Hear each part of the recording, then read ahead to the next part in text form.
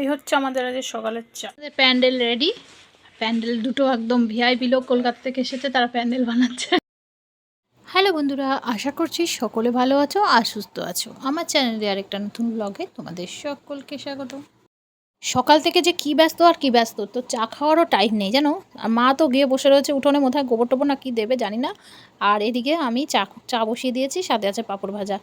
কালকে অনুষ্ঠান, আজকে তো ব্যস্ততা একটু থাকবেই। আর সব কাজ আমাদের নিজেদেরই করতে হয়, কেউ সেটা যদি হেল্প করবে তো সেরকম নেই। আর এখানে সেরকম লোকটোকও পাওয়া যায় না, তো আমার মা রান্নাবান্না থেকে শুরু করে সবই করে, আমরাও টুকটাক করে দিই হেল্প টেল্প। যাই হোক, সেটা তো কালকেই দেখা যাবে। আর আজকে এখন এই মুহূর্তে তোমাদের সাথে গরম গরম চা আর পাঁপড় ভাজা দিয়ে গুড মর্নিং জানিয়েছি আগেই। এই হচ্ছে আমাদের আজ সকালের চা। আর চলো প্যান্ডেলটা দেখি। ওই দেখো প্যান্ডেল হচ্ছে বাড়িতে।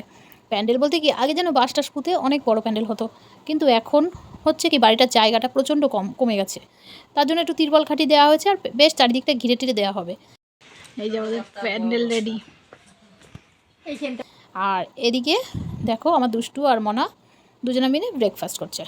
দাঁড়া, ওদের সাথে একটু কথা বলি। দুটো মিলে খেতে বসেছে সকালে ব্রেকফাস্ট। ভালো হয়েছে মা? ভালো করতে পেরেছি? হ্যাঁ, খুবই ভালো করতে পেরেছি।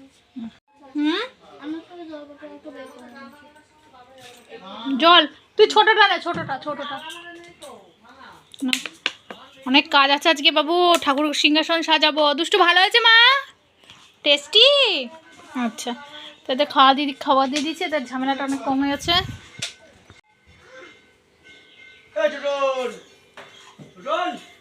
এটা মায়ের খাবার, মাকে দিয়ে আসি। জলের বোতলগুলো সব কালকে যেগুলো নিয়ে এলাম সেগুলো সব ধুয়ে দিয়েছি। এগুলোকে জল ভরবো, ফ্রিজটাকে মুছবো, তারপরে রান্নাবান্না আজকে বিশেষ কিছুই তেমন জোর হবে না। তো এখানে ডাল হচ্ছে, ডাল বসিয়ে দিয়েছি। ডাল সেদ্ধ আমার মেয়েদের জন্য, একটু আলু ভাজবো। অনুষ্ঠানে জল, কত জল অনুষ্ঠানে। যাবো না, জল দিয়ে গেছি, লাগবে জামটা দিয়ে দাও।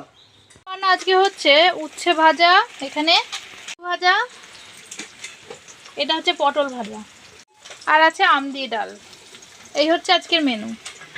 মা দেখো এদিকে উঠোনে সব গোবর দিচ্ছে, দেওয়ার সাথে সাথে শুকিয়ে যাচ্ছে, একদম খড়খড়া হয়ে যাচ্ছে।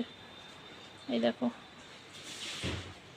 ঠাকুরের আসনটা কখন যে সাজাবো, কখন কি করব জানি না। ঠাকুর না নামিয়ে দিলে ধরতেও পারবো না।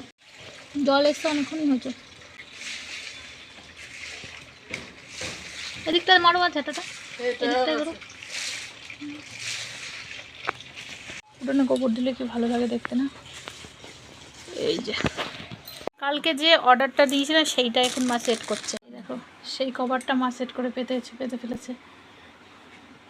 এগুলো মানলে নোংরা নাকি খুব কম হয়, একদম নোংরা ফোংরা কিছু যাই পড়ুক না কেন কভারগুলো ধুয়ে দিলে হয়ে যায়।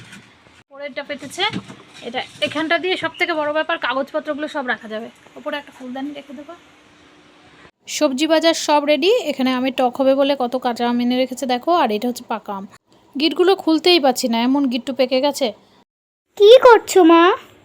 সেই 4টার সময় স্নান করেছি, করে এখনো মাথায় এই যে এখনো রয়েছে গামছা পেঁচানো। তারপর আসছি ঠাকুরঘর সাজাতে,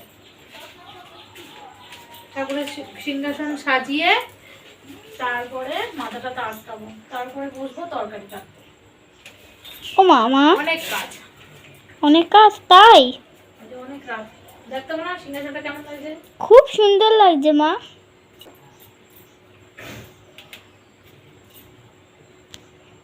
এক গাদা কাঁচা বাজার নিয়ে বাবা চলে এসেছে। আর এখানে এখন কুটনো কাটা সেই বিকেল থেকেই চলছে। এঁচড়গুলো পিসি কাটতে বসে গেছে, মা আর পিসি। আমিও এবার বসবো, আর পাশের বাড়ি দুজনকেও ডেকে নিয়ে আসবো, নইলে এত তরকারি না কাটা সম্ভবই না। অনেকগুলো পদ হবে তো, আর কি কি পদ হবে কালকেই তোমরা দেখতে পাবে। অনেক রান্না হবে, অনেক সবজি। এখন থেকে যদি বসি তাহলেও অনেকটা রাত হয়ে যাবে। এখনও ভালো লাগছে না, তরকারিগুলো কাটতে হবে, আর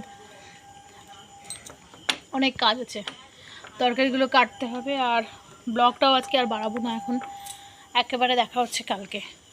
তোমরা দেখতে থাকো এই চ্যানেলে ভিডিও। যদি আজকের ভিডিও তোমাদের ভালো লাগে লাইক করো, কমেন্ট করো, আর চ্যানেলটাকে সাবস্ক্রাইব করো। যারা যারা ফেসবুক থেকে দেখছো ফলো করতে ভুলো না। ও দ্বারাও তোমাদেরকে ঠাকুরঘরটা একবার দেখিয়ে আনি।